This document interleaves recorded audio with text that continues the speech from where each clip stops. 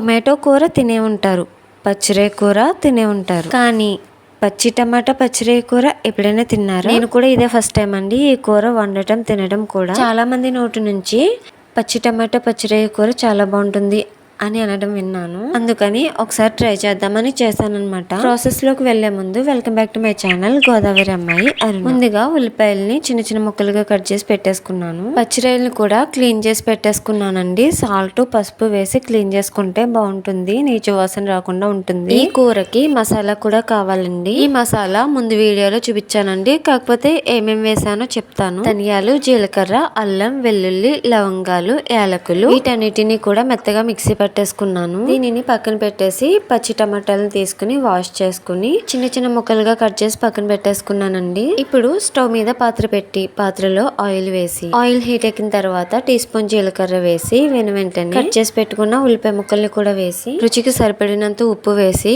ఉల్లిపాయ ముక్కల్ని మగ్గించుకోవాలండి. ఉప్పు వేయడం వల్ల ఉల్లిపాయలు త్వరగా మగ్గుతాయి అన్నమాట. ఇవి మగ్గేలోగా పచ్చిరొయ్యలు వేయించుకోవాలి. ఒక చిన్న కడాయిలో ఆయిల్ వేయకుండానే పచ్చిరొయ్యలు వేసి సాల్ట్ పసుపు వేసి వాటర్ అంతా కూడా ఆవిరైపోయే వరకు వేయించుకోవాలన్నమాట. ఈ పచ్చిరొయ్యల్ని మగ్గుతున్న ఉల్లిపాయ ముక్కలలో వేసి రెండు కలుపుకొని వేయించుకోవాలి. దీనిలోకే టమాటా ముక్కల్ని వేసి మొత్తం అన్ని కూడా మగ్గించుకోవాలి.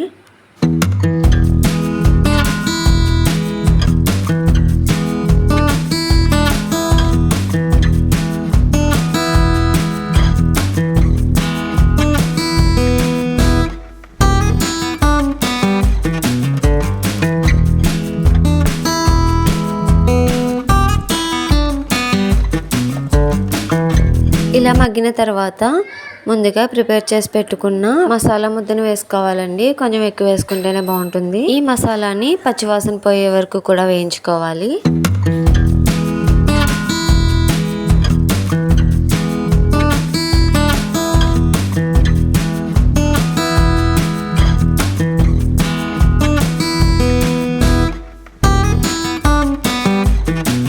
టమాటో ముక్క ఇలా మెత్తగా మగ్గాలన్నమాట. ఈ టైంలో చిటికెడు పసుపు, ఉప్పు ముందుగానే వేసేసాం గనుక సరిపడినంత కారం వేసుకుని 2 నిమిషాల పాటు వేయించుకోవాలండి. వెంటనే నీళ్లు వేయకూడదు.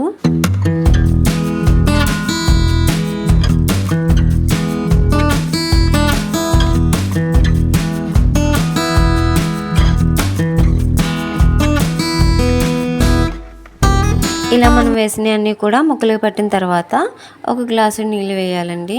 టమాటా ముక్కలు ములిగే వరకు వేస్తే సరిపోతుంది. ఈ టమాటా ముక్కలు తొందరగానే ఉడికిపోతాయి గనక తక్కువ నీళ్ళు వేసుకుంటేనే బాగుంటుంది. అంతా బాగా కలిసేలా కలుపుకొని ఉప్పు కారం అన్ని సరిపోయినాయో లేదో చూసుకుని మూత పెట్టుకుని ఉడికించుకోవాలి. చూస్తుంటేనే చాలా బాగుంది కదండి.